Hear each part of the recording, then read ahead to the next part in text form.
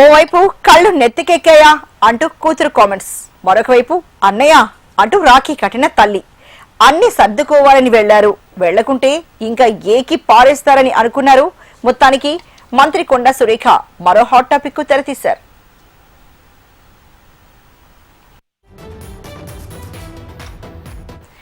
రాఖీ పౌర్ణమి సందర్భంగా సీఎం నివాసానికి వెళ్లిన కొండా సురేఖ మంత్రి సీతక్కతో పాటు తాను కూడా రేవంత్ కు రాఖీ కట్టారు. కొండా సురేఖ పేరు వింటేనే కాంగ్రెస్ శ్రేణులు భగ్గుమంటున్న నేపథ్యంలో ఈ కీలక పరిణామం చోటు చేసుకోవడం ఆశ్చర్యానికి గురిచేస్తోంది.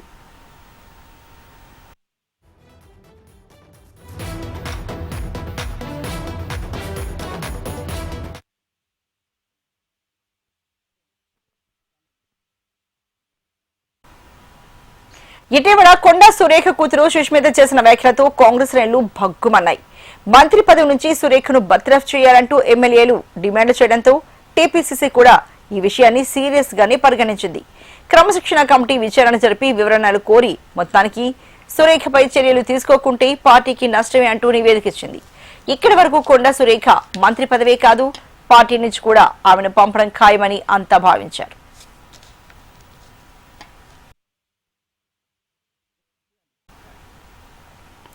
అయితే టీపీసీసీకి క్రమశిక్షణ కమిటీ నివేదిక ఇచ్చాక ఈ ఎపిసోడ్ లో ఒక్కో రోజు ఒక్కో ఆసక్తికర పరిణామాలు జరుగుతున్నాయి. కొండా మురళి డిప్యూటీ సీఎంను కలవడం, ఆ వెంటనే సురేఖ ఏఐసీసీ చీఫ్ ఖర్గేతో భేటీ అవడం చకచకా జరిగిపోయాయి.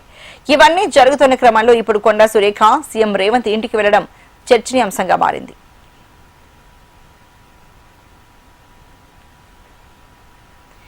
రేవంత్ ఇంటికి వెళ్లి మరీ రాఖీ కట్టడంతో మంత్రి కొండా సురేఖ కుటుంబం కాంగ్రెస్ మధ్య నడుస్తున్న వివాదం ఈ రాఖీ పండుగతో ముగుస్తుందా అనే చర్చలు మొదలయ్యాయి.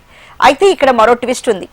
మంత్రి సీతక్క రాఖీ కట్టినప్పుడు సంతోషంగా ఉన్న రేవంత్, సురేఖ రాఖీ కట్టినప్పుడు మాత్రం సాదాగా ఉండడం మరో చర్చకు దారితీస్తోంది. మరో మచ్చవద్దని సురేఖ వెళ్లొచ్చని, అపాయింట్మెంట్ ఇవ్వకుంటే బాగుండదని సీఎం రేవంత్ ఉద్దేశం అయి ఉండొచ్చనే అభిప్రాయాలు వ్యక్తమవుతున్నాయి.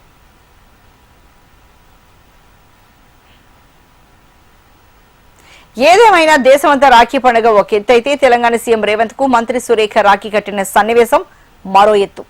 రేవంత్ కు రాఖీ కట్టిన ఈ వివాదం ముగుస్తుందనే సంకేతాలు ఇస్తుందా, లేక ఏట కట్టిన రాఖీగాని మిగిలిపోతుందా అన్నది తెలంగాణ పొలిటికల్ సర్కిల్లో ఉత్కంఠను రేపుతోంది.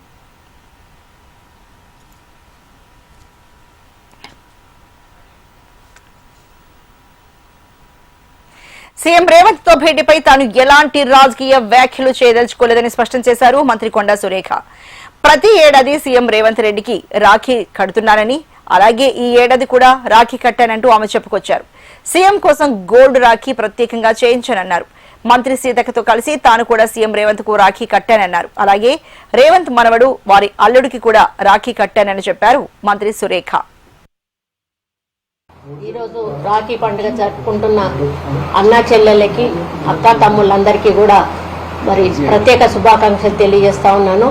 మరి రాఖీ పండుగ అంటే ఒక భరోసా, ఒక అన్న గాని తమ్ముడు గాని మరి అక్కకు చెల్లెకు ఇచ్చేటువంటి ఒక భరోసా, ఒక ఆత్మీయత, ఒక ప్రేమ, ఒక అనురాగం, ఒక గౌరవాన్ని పెంపొందించేటువంటి పండుగ రాఖీ పండుగ.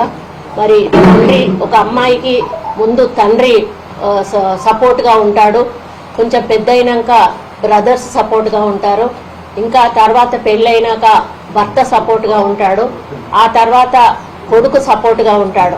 అంటే ప్రతి స్త్రీ జీవితంలో మగవాడి భాగస్వామ్యం అంటూ 100% ఉంటుంది. మరి ఆ విధంగా ఉండడం వల్లనే మరి మహిళకు ఒక రక్షణ అనేది లైఫ్ లో ఉంటుంది. ఆ రక్షణ ఉండాలి అని భావించి కట్టేదే ఈ రాఖీ పండుగ.